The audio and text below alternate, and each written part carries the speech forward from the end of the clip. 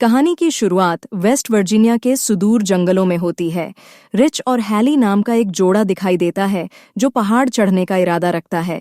Rich शिखर पर पहुंचता है और अपने सामने पानी की एक गंदी धारा देखकर पहचान जाता है और अपनी जीत पर खुद को बधाई देने के बाद वह तुरंत हैली को आदेश देता है। अब हम देखते हैं कि चढ़ाई के दौरान हैली का पैर फिसल जाता है, लेकिन खुद को संभालकर वह फिर से चढ़ने की कोशिश करती है। यहाँ वह मदद के लिए रिच को पुकारती है, लेकिन उसे सामने न देखकर चिंतित हो जाती है। अचानक वह अपने चेहरे पर गिरी खून की बूंदें पाकर सदमे में आ जाती है। वह रिच पर नजर डालती है, जिसे किसी ने गिरा दिया है। कुछ समझ पाने से पहले कोई उसे जबरदस्ती खींचने लगता है, लेकिन वह अपनी रस्सी काटकर खुद को संभाल लेती है। लेकिन अपनी पकड़ खोने के कारण वह नीचे गिर जाती है, जहां वह रिच का शव देखती है। उसे देखकर वह रोने लगती है।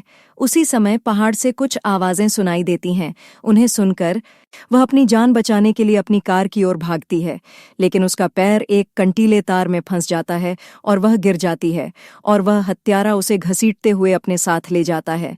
अब हमें इस इलाके में होने वाली लूटपाट के बारे में पता चलता है, जहां खबरों में एक के बाद एक कारों की चोरी का पता चलता है। यहां तक कि लोग इस इलाके में जादू टोना देखने का दावा करते हैं। हम इस इलाके में एक गुजरती हुई कार फिर से देखते हैं, जहां हम क्रिस को देखते हैं जो दूसरे शहर में एक इंटरव्यू के लिए जा रहा है। अपनी यात्रा के दौरान वह एक ट्रैफिक जाम में फंस जाता है और जब ट्रैफिक आगे नहीं बढ़ता तो वह खुद को लेट पाता है।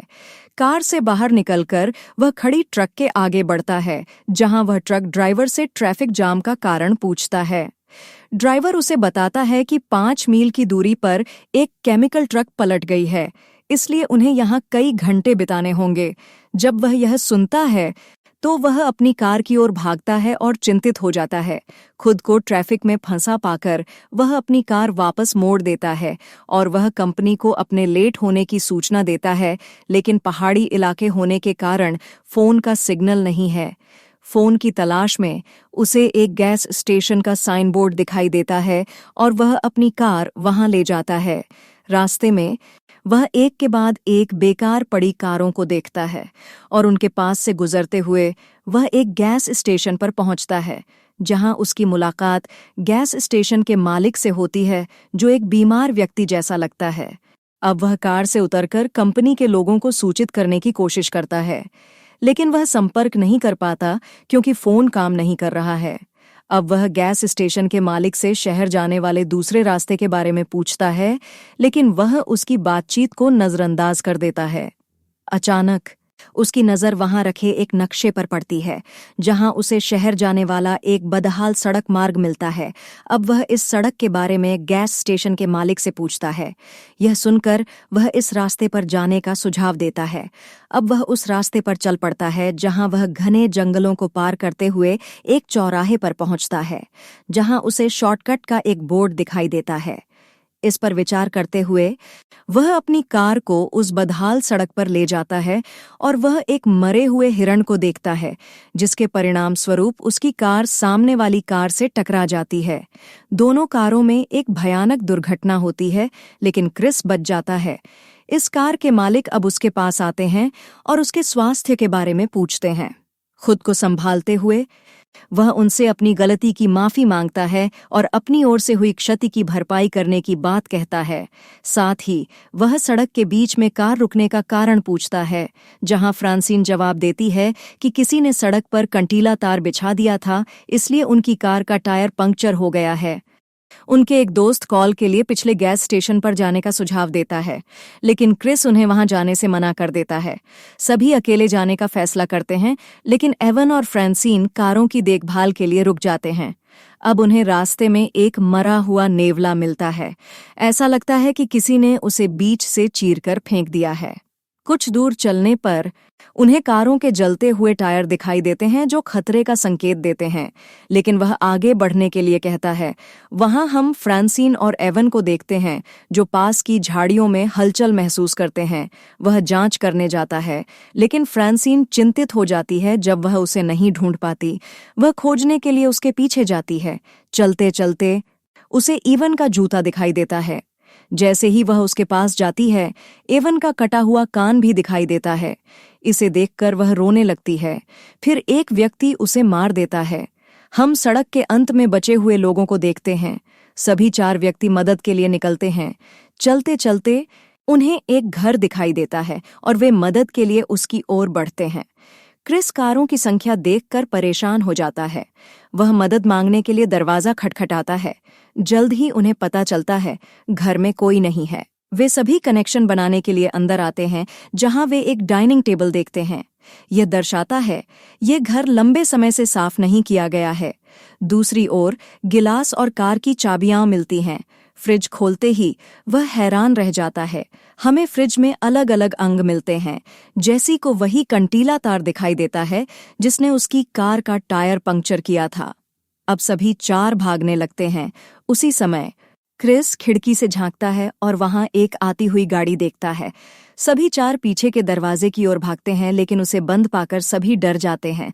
दूसरी ओर हम हत्यारे को कमरे में प्रवेश करते देखते हैं और बस फ्रांसिन के शव को फेंक देते हैं। और हम क्रिस और जेसी को देखते हैं जो डरे हुए हैं और उसके शव को देखते हैं।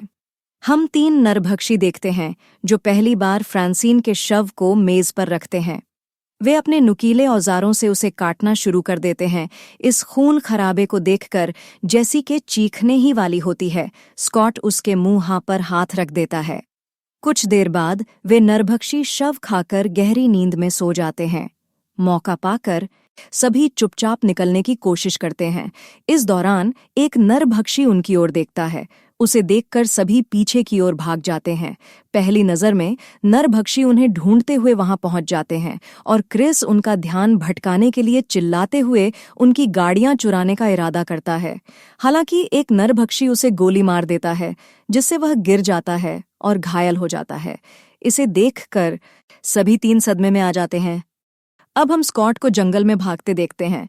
ट्रक को देखकर वह उसकी ओर बढ़ता है। उसी समय एक तीर उसे बींध देता है और बाकी 3 अपनी जान बचाकर भाग जाते हैं। कुछ दूरी पर उनकी ट्रक कीचड़ में फंस जाती है और उन्हें ट्रक छोड़नी पड़ती है। सभी 3 खुद को बचाते हुए जंगल से सड़क की ओर जाते हैं। दिन शाम में बदल जाता है और वे नरभक्षी उन तीनों का शिकार करने निकलते हैं। दूसरी ओर वे तीनों थकने के बाद एक जगह आराम करते हैं, जहां कार्ली उन्हें ऊपर देखने के लिए कहती है। जैसे ही वे मुड़कर देखते हैं, उनके सामने एक वॉच टावर दिखाई देता है।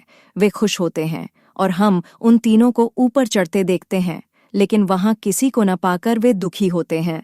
जहां जेसी को फर्स्ट एड बॉक्स मिलता है, उसका इस्तेमाल करके वह क्रिस की पट्टी करती है। आगे कार्ली को एक पुराना रेडियो मिलता है। उसे चलाकर कार्ली मदद मांगती है, लेकिन कोई जवाब नहीं मिलता। क्रिस को नीचे से कुछ आवाजें आती सुनाई देती हैं। जैसे ही वह देखता है, वह नीचे से गुजरने वाले 3 नरभक्षियों को देखता है और वे तीनों टावर पर चढ़ते देखे जाते हैं और उन्हें देखकर क्रिस एंट्री गेट पर सारा सामान रख देता है और कुछ देर बाद वह उन्हें जाते हुए देखता है और कार्ली रेडियो पर अपना लोकेशन प्रसारित करना शुरू कर देती है। तब नरभक्षी रेडियो का तार काट देते हैं और टावर में आग लगा देते हैं। खुद को आग की लपटों में पाकर कार्ली रखा हुआ बॉक्स लेती है और अपनी जान बचाने के लिए टावर की खिड़की तोड़ देती है। क्रिस को नीचे एक पेड़ दिखाई देता है और वे तीनों उस पर कूदकर अपनी जान बचाते हैं। 3 नरभक्षी उन्हें देखते हैं और उन्हें पकड़ने का लक्ष्य बनाकर पेड़ पर चढ़ना शुरू कर देते हैं और उनके आगमन को देखकर वे तीनों एक पेड़ से दूसरे पेड़ पर जाते देखे जाते हैं। एक पेड़ पार करते समय एक नरभक्षी कार्ली के पास पहुंच जाता है। मौका पाकर वह उस पर हमला करता है, उसे 2 टुकड़ों में काट देता है। अब क्रिस खुद को स्थिर करके खड़ा होता है। उसे एक वाहन की आवाज सुनाई देती है और वह एक पुलिस वैन देखता है। भागकर वह कार रोकता है। जैसे ही पुलिसकर्मी उसकी मदद के लिए उसकी ओर बढ़ता है, एक तीर उसकी आंख में घुस जाता है। अब हम एक नरभक्षी को देखते हैं जो क्रिस को मारने आता है, लेकिन क्रिस अपनी जान बचाकर कार के नीचे छिप जाता है। नरभक्षी उसे ढूंढने के लिए झुकता है, लेकिन कुछ न पाकर हैरान रह जाता है। अब हम एक घर देख सकते हैं जहां नरभक्षियों ने जेसी को कैद कर रखा था। जैसे ही काना नरभक्षी जेसी को मारने वाला होता है, उसे बाहर से आती हुई गाड़ी की आवाज सुनाई देती है। यह सुनकर काना नरभक्षी दरवाजे की ओर बढ़ता है। क्रिस उस आदमी को टक्कर मार देता है और कुचल देता है जो उसकी कार में बैठा है। कार से उतरकर वह नुकीले तीर से आखिरी जानवर को मार देता है। क्रिस जेसी को बचाते हुए उसके बंधन खोल देता है।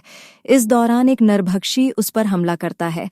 अब जेसी मरते हुए क्रिस को देखकर उस नरभक्षी को तीर से मार देती है। दोनों अब घर से निकल रहे होते हैं। क्रिस अचानक पुलिस इंजन के फ्यूल बॉक्स पर अपना ध्यान केंद्रित करता है। बड़े धमाके से यह घर जलकर खाक हो जाता है। अब हम सड़क देख सकते हैं जहां दोनों ट्रक से गैस स्टेशन पर पहुंच गए होंगे। स्टेशन का मालिक दरवाजा बंद कर देता है और धमकी भरी नजर से देखता है जब उसे एक ट्रक आता दिखाई देता है। क्रिस ट्रक से बाहर निकलता है, नक्शा निकालता है और चला जाता है।